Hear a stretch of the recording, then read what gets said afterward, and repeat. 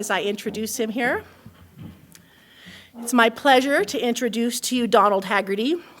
Over the past couple of years, my colleague Pamela Chadwick in the back and I have enjoyed getting to know you and your lovely wife Becca, who's also here with us today.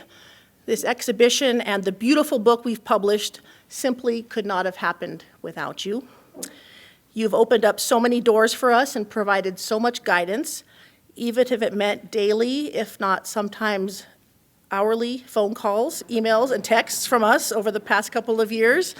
We've talked many times about how you only get one chance to do these big exhibitions and books right, so hopefully we've succeeded. Donald J. Hagerty is the author of multiple books, including Desert Dreams, The Art and Life of Maynard Dixon, The Life of Maynard Dixon, The Art of Maynard Dixon, and many additional publications, including Beyond the Visible Terrain, The Art of Ed Mell, Holding Ground, The Art of Gary Ernest Smith, Canyon de Chelly, 100 Years of Painting and Photography, and Leading the West, 100 Contemporary Painters and Sculptors. In addition, he has written numerous articles for Western Art Collector, the Magazine of Western History, and American Art Collector, among others. Don has also organized exhibitions on Maynard Dixon at the Museum of Fine Arts, Santa Fe, the Tucson Museum of Art, and the Pasadena Museum of California Art. And he's given lectures at many universities, museums, libraries, and galleries. Don, we're all so fortunate that you're here with us today, and we look forward to your talk.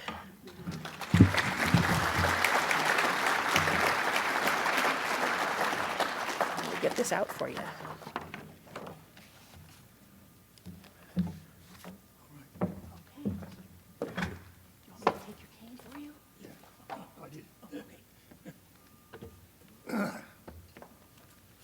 I'm a little wobbly. I have a sword cane here. I'm really into Dixon's persona. Actually, I wrenched my back using a weed whacker, so that's what I have to deal with.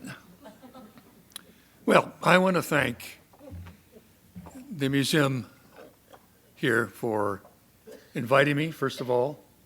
2 years ago, I got a phone call from Ann Wolfe. If you know Ann Wolfe, you don't say no to Ann Wolfe.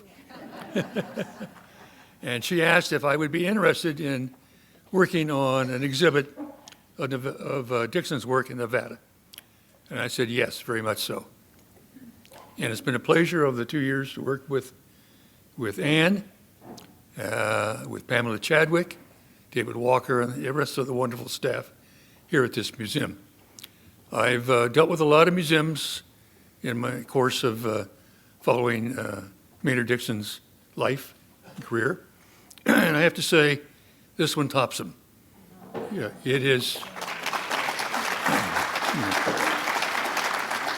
The culture here is warm and inviting, enthusiastic. People here go out of their way to make sure that all of you experience something special. And I want to thank all of you again here at the museum for having me. Well, you know, I've been doing this for probably over 4 decades. And I'll try to share some of this with you in my talk today.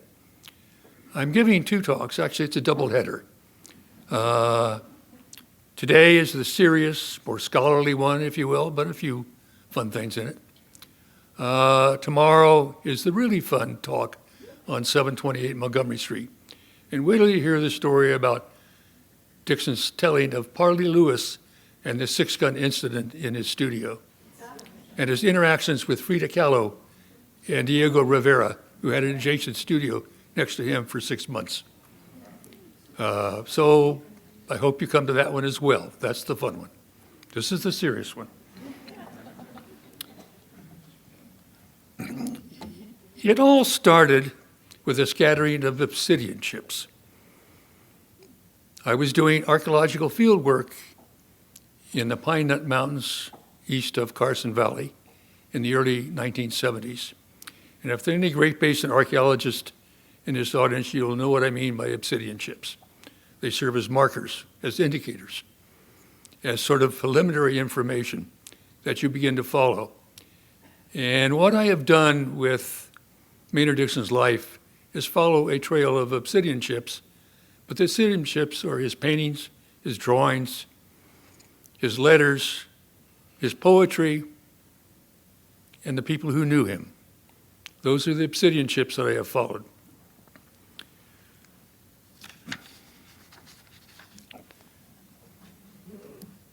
I might add that I had my beautiful wife is with me this time, and the very first time that I met my wife, I asked her out on her date, and guess where I took her? I took her to the Pine Nut Mountains. Not a nightclub, not a concert, the Pine Nut Mountains. I've been a sort of sagebrush expatriate for many years, although I'm a flatlander from the Sacramento Valley. And I always come up here every summer. I have to have the smell of sagebrush and the view of mountain ranges to refresh me, much like Dixon did, I suppose. For over 40 years, I've been following the trail of Maynard Dixon. It started when I was doing the work at the Pine Nut Mountains, and I began to get interested as the landscape began to reveal itself and the past cultures began to reveal themselves. I began to get interested in the artists who depicted this austere landscape. Maynard Dixon quickly surfaced, and I began to read everything I could on him. And in 1975, I walked into Gump's Gallery in downtown San Francisco. They had advertised an exhibit of his paintings and drawings and other items from Edith Hamlin's collection, which is, as you all may know, was Dixon's third wife. And I was hooked. I started my long journey as a Dixon junkie, seeing that exhibit. In fact, one of the paintings in this exhibit was in that very exhibit many years ago.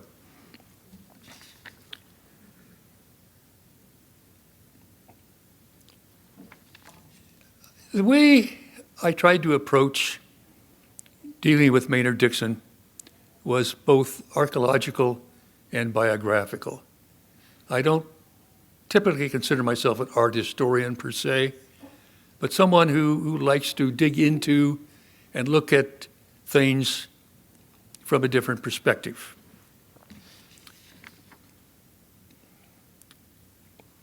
At that exhibit at the Gump's Gallery, I saw firsthand Dixon's work that he had done, and I knew that I had to do something.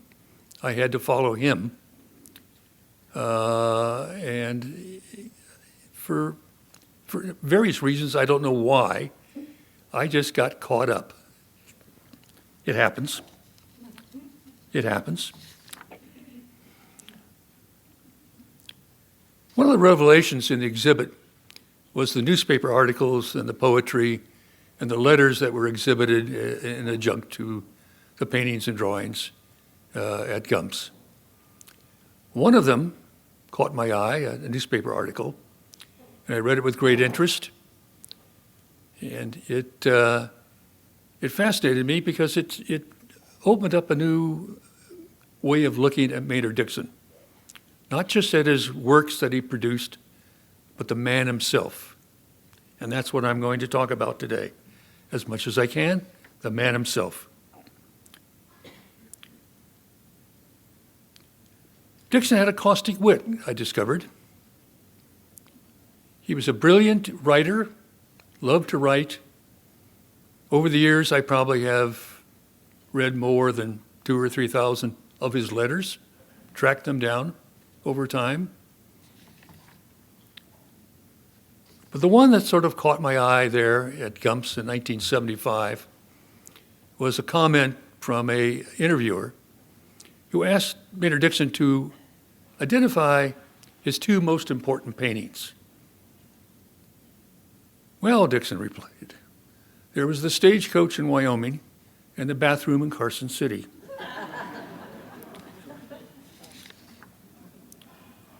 A couple of weeks later, I managed to meet Edith Hamlin, and we become great friends. In 1981, we actually co-curated an exhibit together at the California Academy of Sciences on Dixon's Native American work.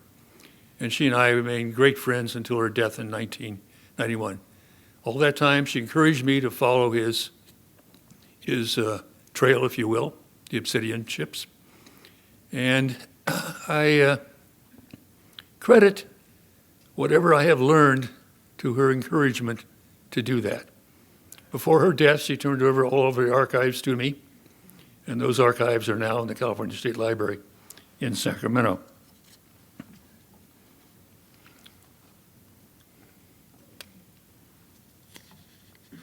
What have I learned about Maynard Dixon? Well, I've learned quite a bit, I think. I haven't got all of the contours completely finished yet. I'm still working on it.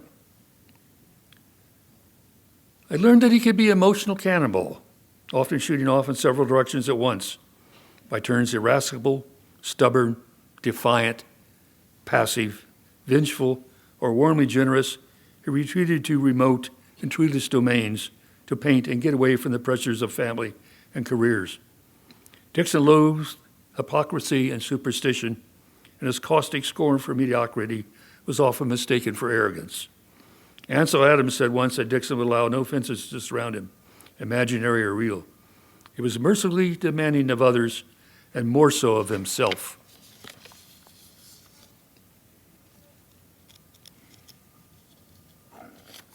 Those who met him, even the briefest of associations, never forgot him.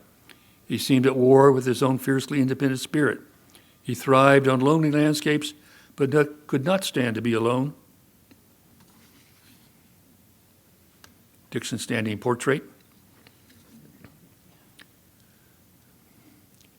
But people also remarked that sometimes there seemed to be a quietness about him, as if big dry valleys and rhythms of distant ranges had seeped into his soul. His explorations and interpretations of Nevada's mountain islands and sagebrush seas shaped both his art and his individualism, inseparable from each other. His paintings, his drawings serve as metaphors for the region's austere beauty. For the non-natives in the audience, and there might be a few, let me introduce you to the Great Basin. Writer John McPhee in his great book, Basin and Range, observes, each range is here like a warship standing on its own, and the Great Basin is an ocean of loose sediment with these mountain ranges standing in as if they were members of a fleet. Some of the ranges are 40 miles long, others 100, 150. They point generally north. Basins that separate them 10, 15 miles wide will run off for 50, 100, 250 miles, with lone daisy-petal windmills standing over sage and wild rye. Supreme is silence, a great spatial silence. It is a soundless immensity with mountains in it. But I like the one that Wallace Stegner wrote. A little bit more vivid, but no less accurate.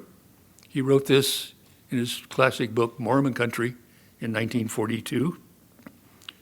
3 or 4 little puddles, a string of crazy warped mountains with broad valleys swung between. A few springs, a few water holes, a few little valleys where irrigation is possible. That about sums up the Great Basin. Its rivers run nowhere but into the ground. Its lakes are probably salty or brackish. Its rainfall is negligible and its scenery depressing to all but the few who have lived in it long enough to acquire a new set of values about scenery. Its snake population is large and its human population small. Its climate shows extremes of temperatures that would tire out anything but a strong thermometer. It is a dead land, though a very rich one. Wallace and Stegner described what Dixon found for the evolution of his art in the years between the 2 world wars. Maynard Dixon country. Dixon's paintings, letters, and poetry can be considered analogous to Obsidian chips as we follow his trail. Archaeologists obsess over locality data. What is the name? Where is it at? How do I get there? And most important, what is there? So my approach to studying Dixon has been partly archaeological, but also biographical. Biography is a highly individual concern.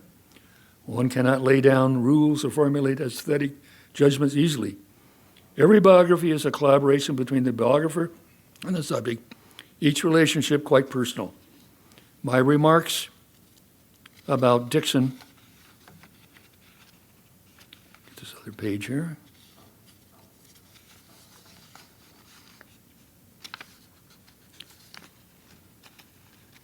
Stuck together, sorry.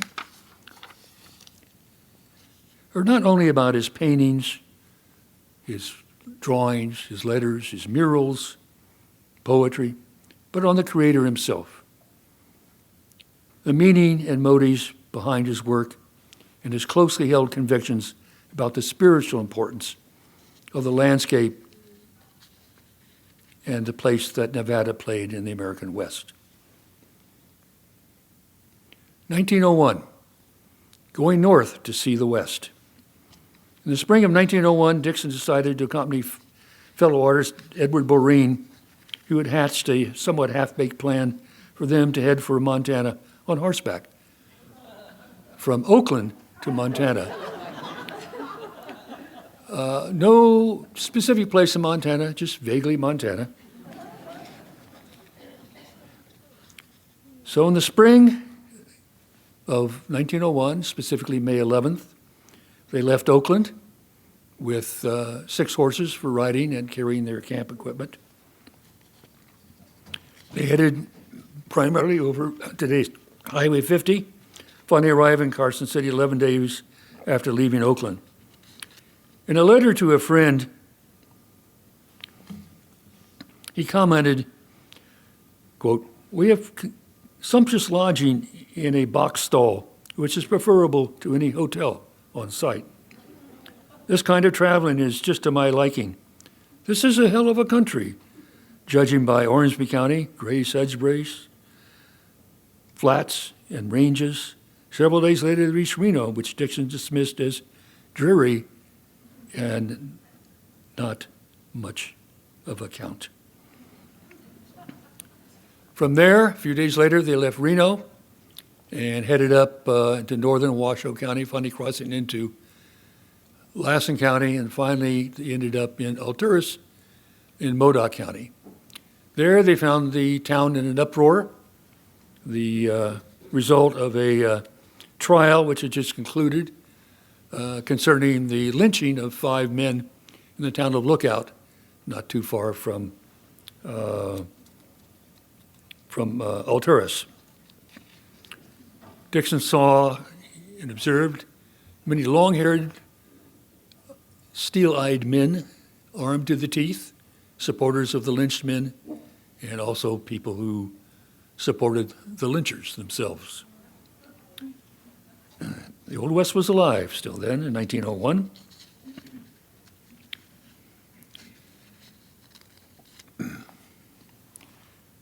These are some of the pictures that Dixon did on his trip up there. When he left Alturas, they hopscotched from one ranch to another, finally crossing the Oregon border, heading into southeast Oregon, into Harney County, Oregon, and arriving at the famous P Ranch near the Steen Mountains in Harney County.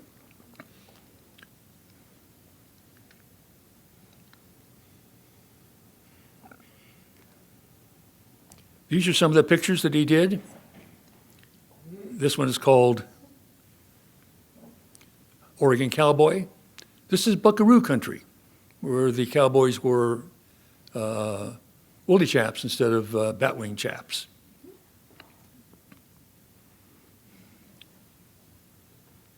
This was a watercolor he did of a wild horse roundup at the famous P Ranch.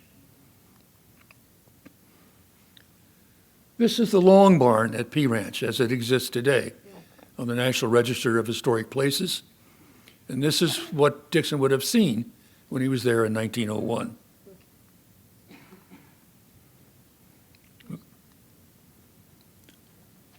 When he got back, he did several commissions for Harper's Weekly. Get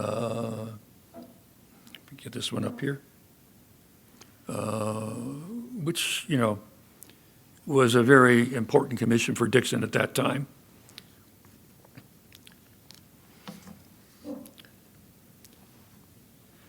Dixon and Breen stayed there at the P Ranch for about a month or so, documenting the activities of this sprawling ranch. They finally headed toward Boise over the Snake River Plain, arriving in Boise where they decided to give up their quixotic adventure and probably living too much on jackrabbit and flour pancakes. They returned home by train. In 1905, Dixon returned once more to Nevada, this time to Tonopah and Goldfield.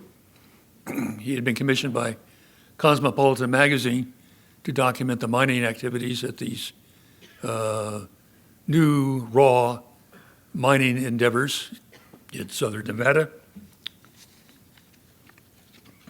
Unfortunately, Cosmopolitan magazine only used 3 of his drawings, using photographs for the rest of the article itself. It would be 14 long years before Dixon returned to Nevada. But when he did, he stayed for lengthy periods of time. So it was the periods between the 2 world wars that saw Dixon's most intensive engagement with Nevada and the Great Basin.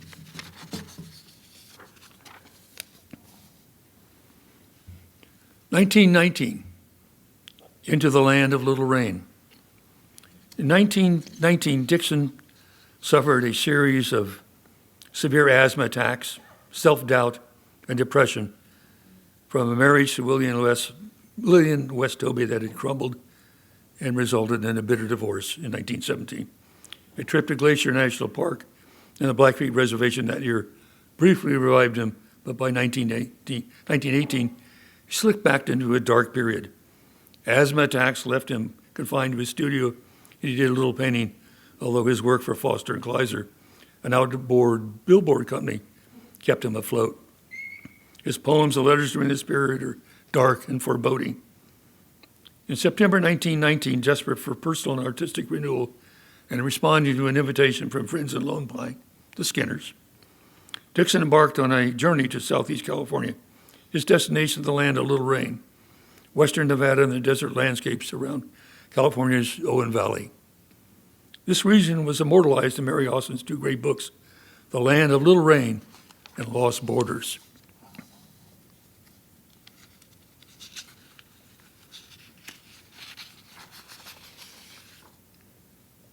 Dixon took a train to Reno.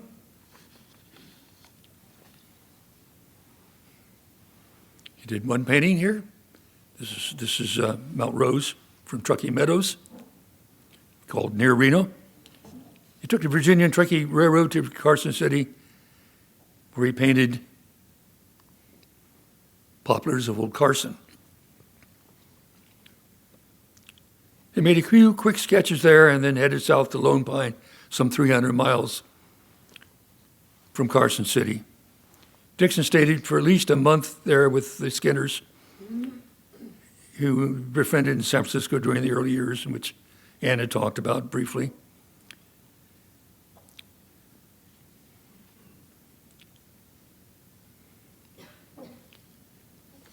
Looking for healing and solitude, Dixon wandered around Lone Pine and headed south to little towns of Big Pine and Independence, explored the vast expanse of Owens Lake, and rode through the endless sagebrush into nearby mountains. Here's a picture of Dixon, Skinner, and a fabulous automobile. I don't know what the automobile is. I think it's an old Cadillac. But William Skinner on the left, Dixon in the middle, and that wonderful automobile looks like an early version of a Humvee.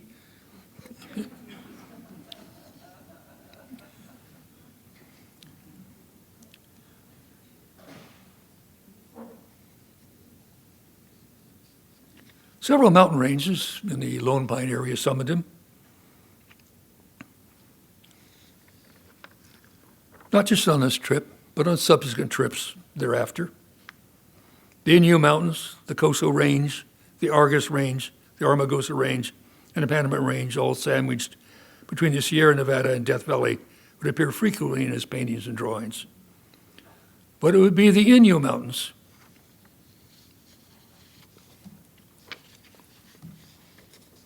Be the Inyo Mountains who would attract him more than the other mountain ranges. This isolated 78-mile-long range reaches a high point of 11,000 feet and separates the Owens Valley on the west from the Saline Valley on the east, with most of the eastern border shared with Death Valley.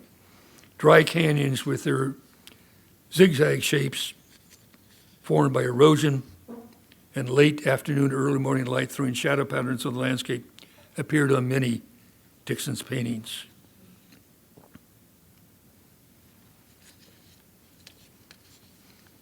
South of the Inyo Mountains is the Cosa Range. Another favorite painting destination whose name is derived from the Shoshonian word for fire.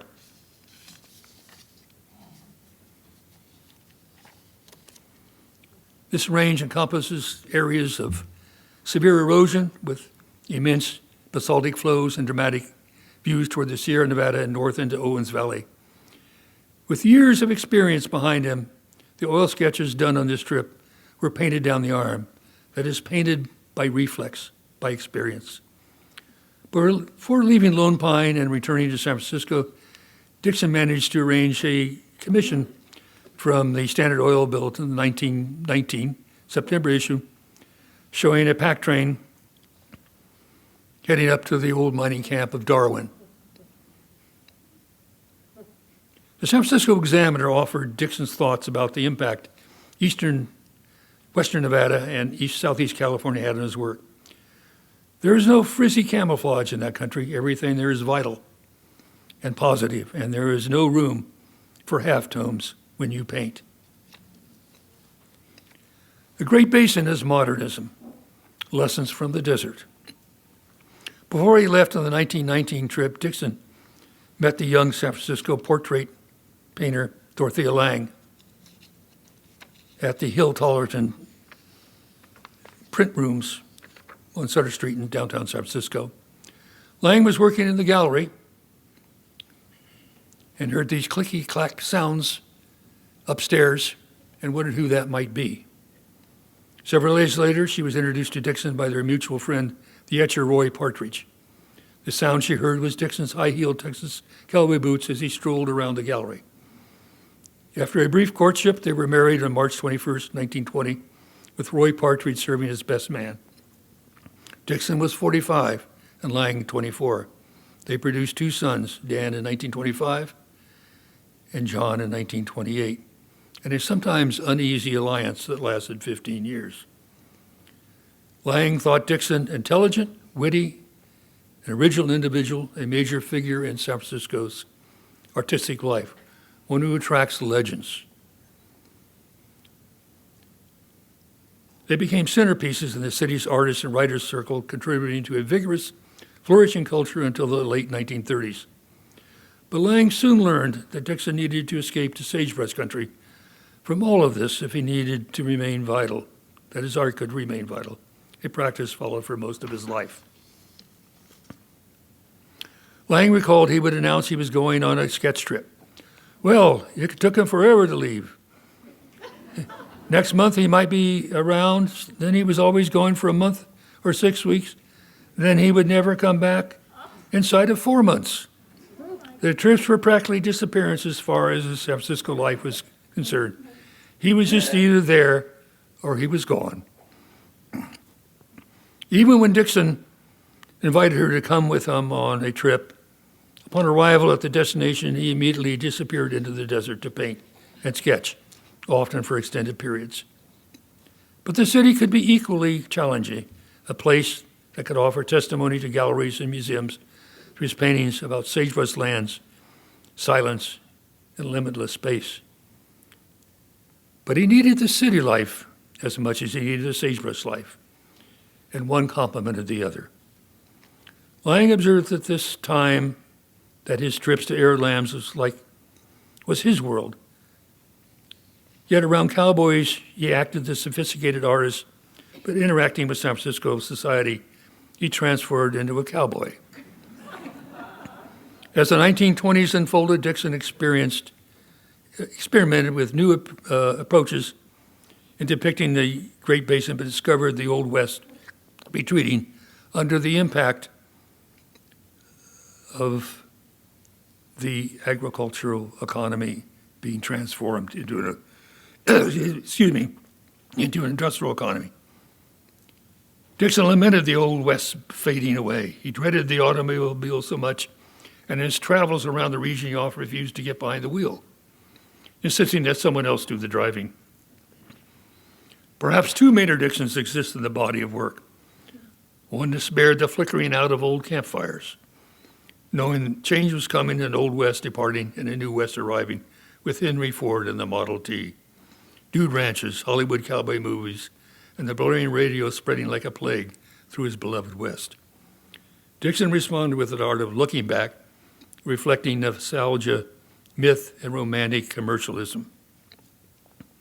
The other Dixon emerged in the 1920s as an indelible product of the West changing reality and his willingness to accept modernist overtures. He believed in the power of the real, the sheer inspiration from nature, but also championed new ideas, one that stimulated different approaches in his art. In the early 1920s, he attempted to break away from the romantic realism approach and find something in his art that would unlock an underlying spirit animating the region's landscapes and cultures. Otherness and remoteness are ideas about the Great Basin, and Dixon, through solitary excursions, possessed this concept of a region qualitatively, not just quantitatively different. Dixon searched for places like Nevada's physical places, which he thought remained timeless, impervious to change, and most important, spiritual, guided the approach to an art that moved from literal and illustrative to something more spiritual and abstract. Through his desire to record the sensation of space, he tried to find something more profound than human experience, an art that reflected an intuitive certainty, an ability to find the patterns of a place. The Nevada landscape remained the Nevada landscape, but now something else appeared in his paintings as he probed the land's realities in search of deeper realism. Catch up here on some of these things. Quote, ever since I began to see and think, I've had a view that the West is spiritually important to America. As I grow older, it becomes a firm conviction. You can't argue with these desert mountains, and if you live among them long enough, like the Indian does, you don't want to. Around World War I, modernism arrived in San Francisco and knocked on his studio door. Now, Dixon didn't fling the studio door open and embrace it completely. He cracked a little and studied what stood before him, trying to determine which modernist concepts he could adopt in a painting. By the early 1920s, Dixon began to develop a pictorial language that embraced flatter surface treatment along with bolder compositional and schematic arrangements in his studio paintings. He called this space division, with their striking light and dark earth tone patterns. You will see that in many of his paintings upstairs or downstairs. The concept of space division was pioneered by J. Hambidge at Yale University and based on using mathematical concepts to organize space on a canvas. Although artists like Georgia O'Keeffe used it sporadically, it never caught on and eventually faded.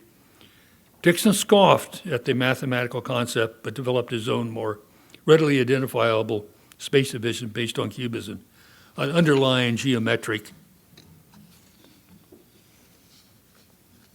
feel for the essential rhythms and structure of the terrain. Let me go back to one. There is an example of using space. I don't know if you can see the lines that he did up there. He would organize a large painting, 25 by 30 and larger, using the lines to block out certain space elements in the painting before he started. Started out with a preliminary drawing, then progressed to another drawing, and finally to the finished piece itself. This is Men and Mountains. This is a prime example of Dixon's space division. I don't know if you can see how the angles are. This is an interesting painting. It originated from his trip in Taos, New Mexico in 1931. And at the bottom, he had put a line of Native American figures. But going back in 1933 from Zion National Park, he stopped at the construction at Boulder Dam. And when he got back, he revamped this painting. He put in construction workers at the bottom and raised the horizon line. This has all the tenets of American modernism involved in this painting, and that's just the only one in this exhibit as well.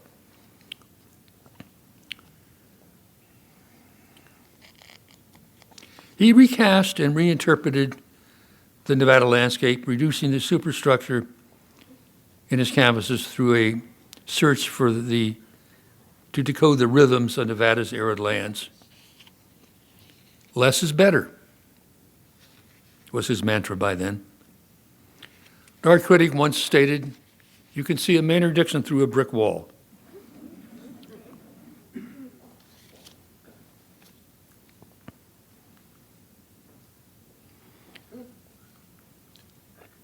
One of the things he did from time to time, in fact quite frequently for Standard Oil Bulletin, was to use a number of his works from Nevada to do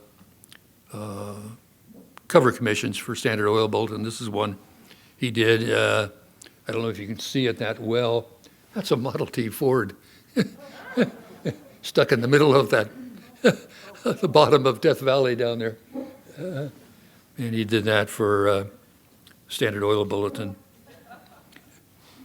And in fact, the two of them are up there. You can see them in the exhibit.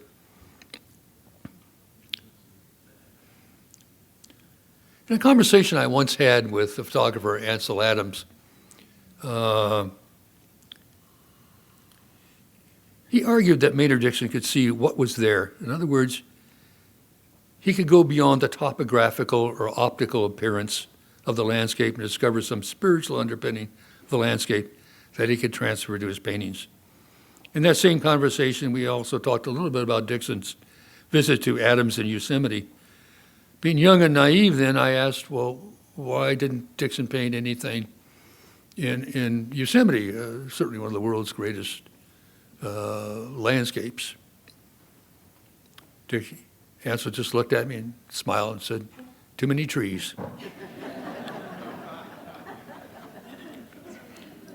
Skeptical, however, with the constructed fantasies of modern art imported from Europe, Dixon never completely forsook the realism that formed his paintings. He moved through an array of responses, including illustrative, mythic, narrative, and documentary, dancing between modern and anti-modern at the same time. And yes, from time to time, he did potboilers. None of those are in this exhibit, by the way. But here he said, the insinuating isms in her, opening a god-awful variety show for the Artie twins, Hokum and Huey. He understood the implications of new art movements, but still longed for the old west of his imagination. Long ago, I had to make a choice between modern and being honest. After some experiments and self-searching, I chose the less gaudy of the two. Dixon added, "Now I make poetic paintings and sell them to suckers."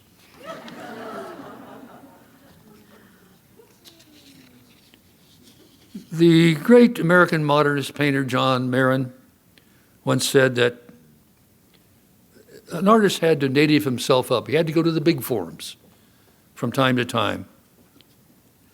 For the big forums have everything, and this is something that Dixon followed, the big forums. Dixon's Nevada paintings started to attract considerable attention in the early 1920s, as a reviewer for the Christian Science Monitor noted. Imagination is the dominant note of this exhibit. In the past 3 years, Dixon's work has undergone a remarkable transition from a somewhat dramatic realism to a highly sensitive spiritual form, shown here in thoughtfully organized decorative compositions. Seeking by direct methods his own material interpretation, he refused to become a party to any fanaticism, with a modern movement by merely exchanging an old orthodoxy for a new one. His work may seem rather uncompromising, but is therefore intensely individual and unhampered by tradition. 1927. During the late summer of 1927, a restless Dixon departed for Nevada's northwest corner, initially planning only a 2-week excursion, but the trip became 4 extraordinarily productive months. Out there, he would cement the intersection between his art and the Great Basin geography, a place uniquely suited in his search for spiritual places. These forays in the early 20th century served as a learning laboratory and the foundations for the development of his art. At age 16, Dixon sent two sketchbooks to Frederick Remington, then the country's reigning god of Western illustration. Remington responded with warm encouragement, telling young Dixon to draw only from nature. On a biographical card filled out by Dixon in 1915 with the California State Library in Sacramento, the first question asked, "Where did you study?" Dixon wrote, "In the open." What Dixon referred to as nature, the binding force in his paintings, a series of relationships of color and form which everything worked. Nature, as in the Great Basin landscape, served as a framework for recollections and mediations on canvas about the way he perceived these places. "Painting must be human," he said, "rather than arty. Painting is a means to the end. It is my way of saying what I want you to comprehend. Work which grows out of your own direct responses to nature, the world around you guided by good art, will be genuine." Dixon took a train to Winnemucca, where he met up with Frank Tobin, son of noted stockman Clement Tobin. They journeyed north into Humboldt County, exploring one long valley after another, framed by flanking mountain ranges stretching north-south to the far-flung distances. Sometimes they traveled by automobile, but mostly used horses for riding and carrying their gear. They stayed at isolated ranches or pitched camps in aspen groves. Nurtured by the desert quietness, Dixon wrote letters and composed poetry in the evenings by campfire or kerosene lantern. I think one of the joys in this exhibit, and I credit Ann Wolfe for including that, one of the joys in the exhibit is the inclusion of his powerful poetry, which he began doing in 1896. The historian Kevin Starr felt that Maynard Dixon wrote poetry for the same reason he painted pictures. He had to. He was an artist possessed by an inner vision that demanded the externalized expression of words on paper or paint on canvas. As Dixon remarked once, "This versifying is, for me, a way of saying things that can't be expressed in paint." When Dixon and Tobin reached Inyo near the Oregon border, they poked around the opal mining operations in Thousand Creek Valley, Virgin Valley, Rainbow Ridge. Talk a little bit about these. This was Smoky Morning, Rainbow Ridge. The next one is a mining claim at Rainbow Ridge, a wonderful little drawing. They finally ended up at the Pueblo Mountains, just astride the Nevada-Oregon border before turning south again along the western edge of the Pine Forest Range, northwest from Pine Forest Range.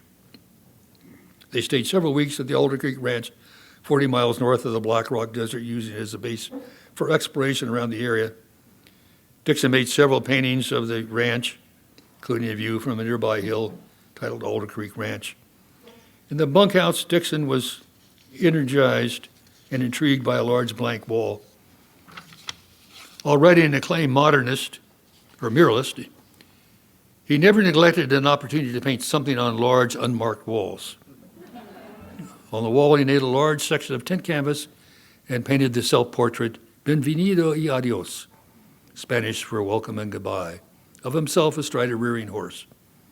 In his forays around the high desert country, Dixon made drawings and oil sketches of stark mountain ranges, lonely valleys, wild horses, abandoned opal mines, corrals, dry alkaline playas, and ranches tucked into small fertile valleys.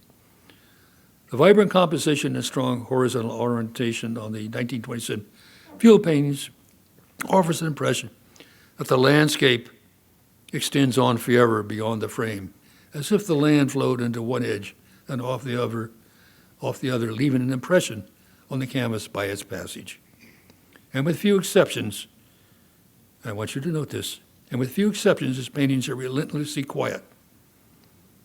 He held simple, direct views about his art then. As to my technique, it is no accident. It is developed to meet my needs. My feelings toward the thing I do, and austerity and clear definition are the demanding, dominating character of the arid lands I work. I don't like to psychoanalyze myself, but no doubt these flat lines I saw as a boy in the San Joaquin Plains are responsible for my weakness for horizontal lines. Finally, Dixon reached the edge of the haunting playa that defines the Black Rock Desert, explored the Calico Hills just northwest of it, Pyramid Lake, and then returned to Winnemucca. There he went to Carson City. He was joined by James Scrugum, who was formerly governor of Nevada. Dixon made a quick dash to Ramsey, still an active mining camp some 30 miles southeast of Reno, painted several of the mine structures, including Old Hoist. Catch up here. Another excursion took to Onion Valley, 6 miles east of Carson Valley, named for the profusion of wild onions growing there. Meadows, Onion Valley. Afterwards, they ventured south by automobile, visiting Death Valley, the Armagosa Desert, and Tonopah. On a 180-mile trip, he made a hasty retreat back, captured by a early snowfall that forced him to retreat nearly over impassable roads. On a way back to Carson City, he took a quick detour to Quartz Mountain, a still operating mining camp in central Nye County. Dixon's 4-month stay in Nevada was enormously productive. 56 oils and many drawings. 20 of the paintings were exhibited November 1st and November 30th, 1927, at the Riverside Hotel in Reno under the sponsorship of the 20th Century Club. After he returned to San Francisco, some of his most notable paintings were done at the Montgomery Street Studio, including the startling Wild Horses of Nevada, which you've seen before. With this unusual aerial vision, he composed the painting with this Cubist realism and elimination of unnecessary detail. Another painting is Eagle's Roost, done with an imaginative arrangement of receding subtle lines flowing into the vatus of the Great Basin. Another, Wild Horse Country, Humboldt County, Nevada, is a more subtly modernist composed work, composed with light, energy, and almost mythic quality. These paintings from the trip went on an extended exhibition circuit in 1928 to Los Angeles, Wichita, Kansas, Chicago, and New York, among others. Over the following years, Nevada paintings were shown throughout the United States to galleries and museums. Dixon explained to the California State Library staff in a lecture in 1928 the meaning of these paintings. An artist doesn't like to tell what a picture means. If he has done his stuff, it will speak to them. It is not a thing of words. It is a thing of color and form, of rhythmic arrangement of space, things that take you through your eye and not to your ear at all. It is not a matter of explanation. It is really a matter of seeing and nothing else. 1933, Fallen Leaf Lake. At the invitation of Anita Baldwin portrait, please. Dixon took Lang and their boys, along with the twin sons of Roy Partridge and photographer Imogene Cummingham, to her 2,000-acre estate at Fallen Leaf Lake on the south shore of Lake Tahoe. Dixon first met Baldwin, the daughter of E.J. Loki Baldwin, who made his fortune in the Comstock lode in the 1870s when she visited Dixon in San Francisco in 1913, purchasing several paintings plus arranging a mural commission for her home in Arcadia. That mural, by the way, was removed a number of years ago when her home was demolished and can be seen on the second floor of the Library and Courts building in Sacramento, right across from the state capitol. I want to point out that the decoration on her right shoulder,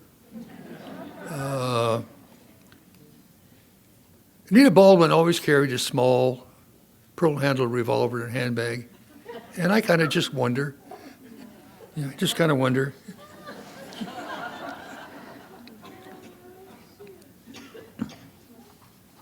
The Dixon family spent the summer in one of the state colleges, isolated from the ravages of the Depression.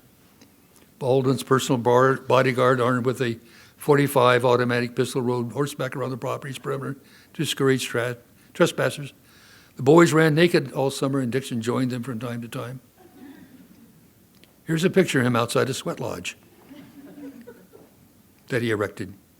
He managed to do some paintings, although never totally motivated by a country with too many trees, obscuring the landscape. Hiking above the tree line opened the landscape, though. There he encountered an ancient mountain Jupiter, which he documented as Mountain Jupiter. Whenever possible, he explored the hills around Virginia City and Carson Valley. Sage and Cottonwoods is a painting done near Genoa.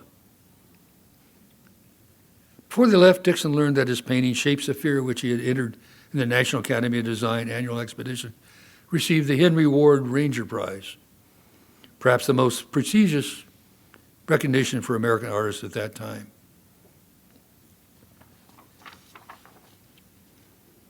(1934).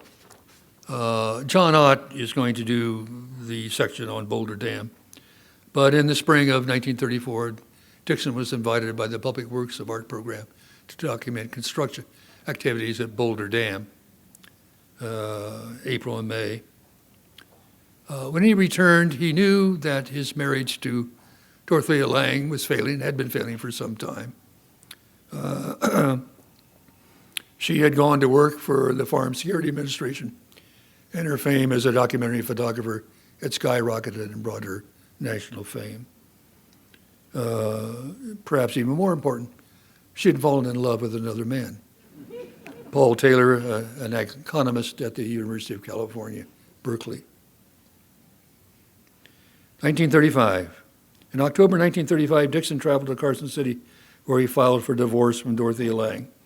At this time, his fire and passion, while still intact, began to wane as he started pulling back from the intensity of an earlier life. Dixon stayed at the Bliss House across from the governor's mansion through November of 1935. The same month, Lange married Paul Taylor. Shaken by the loss of his family, he ventured on short painting expeditions out to the desert for several days at a time, with only a campfire for companionship, Lonesome Hills of Nevada. Around the Carson Sink, Dixon noticed some geological formations that caught his attention. Remnants of Lake Lahontan, the ancient lake that once covered a large expanse of the Great Basin during the last major glaciation. Receding waters over centuries left large areas like the Carson Sink exposed with excessive layers of beach terraces marooned on the landscape. Struck by the horizontal patterns, Dixon painted shorelines of Lahontan. I've always been asked quite frequently, what are my favorite paintings? And I always avoided and tried to not try to answer that and say I like them all, of course. But I have to say I have a special affinity for this painting. This says Nevada to me all over it. The painting offers Dixon's insight into feel for geological history and his ability to convert it to a canvas. Over the next 5 years, the painting appeared in important exhibits, including the 1939 Golden Gate International Exposition in San Francisco at Treasure Island. For the 1940 New York's World's Fair in New York, the IBM Pavilion at the fair hosted a major American art exhibition. Only 2 artists were invited from each state, and for each artist, only one painting would be accepted. For California, it was William Wendt and Maynard Dixon who chose Shorelines of Lahontan. When not exploring the landscape, Dixon worked on his paintings during the evenings. Laverne Bradley Rollins, whose parents owned the Bliss House, recalled watching him work on canvas, sometimes accompanied by ripe language as the paint refused what Dixon wanted. Cottonwoods in October. She also recalled listening to Dixon and the governor of Nevada share stories across the street. Later that fall, Dixon roamed southward through western Nevada and southeast California, painting landscapes from Carson City as far as Beatty, Nevada, probing the angular mountains that march in cadence over the horizon. There are places where he could be alone with his thoughts, and the hurt from the rupture in his life could be shared with the landscape solitude. And as always, Carson Valley remained a favorite destination, where he painted Limit of Deseret. Between the long line of the valley tucked between the western edge of the Great Basin and the Sierra Nevada, shows a unique vantage point, the crest of a rural road that extends in the valley, enhancing the feeling of distance. He took the title of the painting from his knowledge of the early history of the region when Mormon explorers pioneered settlements like Genoa and Carson Valley. Dixon turned his attention to a more personal matter in 1937. Before the divorce, he started seeing the young, vivacious painter and muralist Edith Hamlin, whose accomplishments included 2 murals for San Francisco's famed Coit Tower in 1935 and 2 murals for the Mission High School in 1937. Hamlin described them as washed up on the same beach. Hamlin, herself now recently divorced, and Dixon determined in August 1937 that they were simpatico, in her words. So they packed their painting equipment and went to Carson City, where they were married September 7th on the big veranda of the Bliss House. Dixon was 62 and Hamlin 33. There seems to be a trend here. During their 9 years of marriage, Edie, as everyone called her, I never called her Edie, I never dared to call her Edie, proved a dedicated companion, bringing him the peace that previously eluded him. They rented a small cottage and remained in Carson City for several weeks, sketching and painting around Carson, where he recorded old Chinatown and learning a vestige of the Chinese community presence in the town, another his old home site, view of one of Carson City's earliest dwellings. He also spent some time in Washoe Valley, resulting in a painting of Washoe Valley. At other times, they explored the old mining towns of Virginia City, Gold Hill, and Dayton, looking at the remnants of Nevada's turbulent past. But Dixon felt seriously ill, so they decided to head for Los Angeles, where a doctor friend could prescribe treatment. On their way, he painted One Night Stand, a rare nocturne showing their Ford station wagon parked in front of a cabin at an auto cab. Remember, this was their honeymoon. And for some reason, in 1937, he stopped writing poetry. And I think it was the influence of Edith Hamlin and the security that and serenity that his life finally was brought. During the 2 years, or the intervening years between the 2 world wars, Dixon developed several themes in his paintings. One of them is the road to nowhere. A recurring theme in the 1930s was the road to nowhere. Tracks that stretched to the horizon or to nowhere in particular. On the way to Boulder Dam in 1934 and somewhere near Indian Springs, 44 miles northwest of Las Vegas, he spotted something that prompted the painting.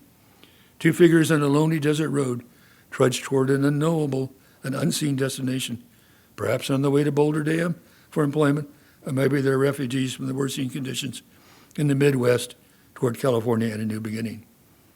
The painting is one of a number to reflect Dixon's recurring themes of the road to nowhere. Desert horizon, traveling storm. By the 1930s, numerous roads crisscrossed Nevada's arid landscapes like spider webs as people probed the Great Basin with increasing frequency, elements of Nevada. Another theme, and a very prominent one, as you'll see in the exhibit, is what I call the Maynard Dixon tree. By the 1930s, a special tree emerged in his paintings, the Fremont cottonwood, named for the great Western explorer John C. Fremont. Autumn slides across the Great Basin soundlessly during the fall. When shortening days and enough frosty nights happen, the tree's foliage turns from bright green to rich yellow and gold, with the glowing trees visible from great distances on the landscape. Nevada cottonwood. As a seasoned traveler roaming the Great Basin landscapes, Dixon knew the tree's importance. Its leaves, like little mirrors reflecting shimmering light, might foreshadow rain. Its shape on the horizon seemed like an early Motel 6, sort of a leafy neon signpost promising firewood, shade, shelter, and especially water. Willa Cather writes that the cottonwoods are wind-loving trees whose roots are always seeking water, and whose leaves are always talking about it. Many of the cottonwood plantings were done in the Carson Valley, where the Carson River emerges from the Sierra Nevada and meanders across a verdant landscape before turning east and heading toward the Carson Sink. Last leafage.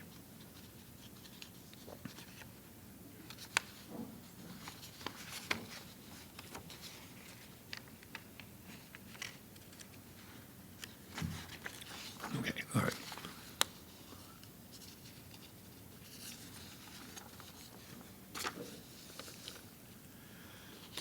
A number of the paintings that Dixon did at Cottonwoods were portraits, I think, of such. Some old and gnarled, others young and ambitious. That Dixon felt kinship with the tree is evident in an excerpt from his poem, Nature. O ancient tree with rough up-reaching branches and ragged, uneven foliage spreading toward heaven, I approach you with reverence and affection. There is protection in your shade, vast formless music among your leaves. Dixon particularly enjoyed painting them during the fall months as the trees' mosaic of patterns and colors shifted. Eventually he painted over 40 canvases, cottonwoods standing alone or in small groups. Young cottonwoods, 4 in October. Another tree often appeared in his paintings, starting in the 1920s, the Lombardy poplar, empty house, Carson. Introduced from Italy in the late 19th century, the tree was imported into the high desert to serve as windbreaks for the small ranches, as decorations around homes and for streets of small towns. Barnum poplars. Walter von Tilburg's book, City of Trembling Leaves, took its title from his recollections of the iconic cottonwoods and poplars that dotted Reno and shook in the slightest breeze. Also nicknamed the Mormon tree for its upright habit, the fast-growing tree flourished in the Great Basin, their candlelight shapes present in many of Dixon's paintings. Well, both trees share the same genus, Populus. They're different. The Lombardy poplar thrives around human habitation, while the cottonwood prefers a more solitary existence, and sometimes in small groves, but often very solitary, and much like Maynard Dixon, I think, at times. Back to the old home corral. By 1939, the asthma had transformed into life-threatening emphysema, which forced him to conclude he needed to leave San Francisco and seek a home warmer and more temperate. Furthermore, he thought the art community in San Francisco had changed, a sword with self-promotion, and a city overrun with development leading to Los Angelesization. They discussed Carson City and Tucson as two possible places to live. The spring of 1939, Dixon and Hamlin made a quick trip to Carson City, but reluctantly concluded that the cold winters there would be detrimental to his health. By the way, not many people know this, Maynard Dixon was really, really allergic to sagebrush. But he soldiered on. Dixon would never return to Nevada. By 1940, Dixon and Hamlin had settled in Tucson, building a combination home and studio just north of the city, and in the patio planted a single tree. Of course, a cottonwood. For the next 6 years, Dixon, although hampered by rapidly declining health, painted and sketched the Southwest desert landscape with the same vision and power as Nevada work. But Dixon was losing the battle for his health. Now his constant companion was an oxygen bottle to allow him the breath of life. I remember Edith Hammond telling me that she would come home from time to time from running an errand, finding Dixon hooked up to the oxygen tank, it going full blast, and him smoking one of his hand-rolled cigarettes.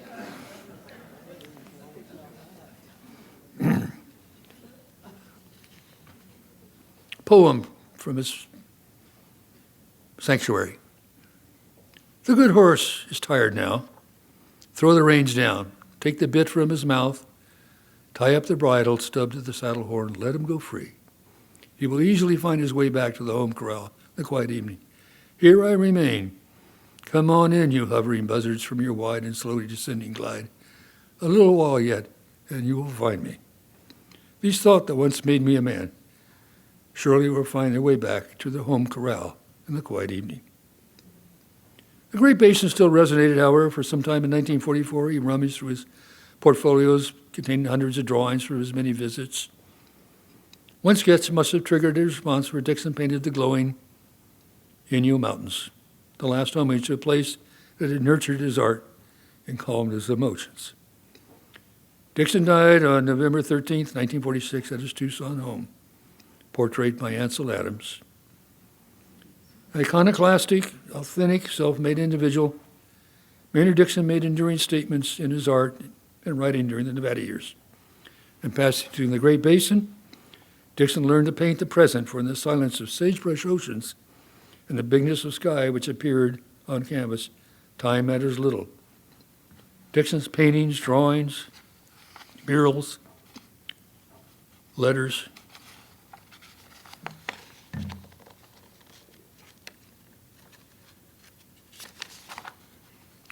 and poems in this exhibition stand as testaments not only to Nevada, but validate his relentless search for personal discovery, spiritual insight, and emotional healing in desert landscapes. So here the trail of Obsidian ships ends. Thank you.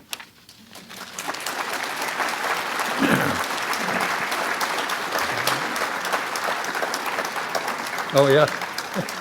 I've become Kermit the Frog here. We have time for just a couple questions, if anybody has one for Don, and he'll also be here afterwards. Any questions? Be happy to answer them. Okay, well, Don, thank you so much, and Don will be here following the talk if you want to ask him any questions directly, but let's give him another round of applause. Thank you so much. And thank you all for coming, and we'll see you soon.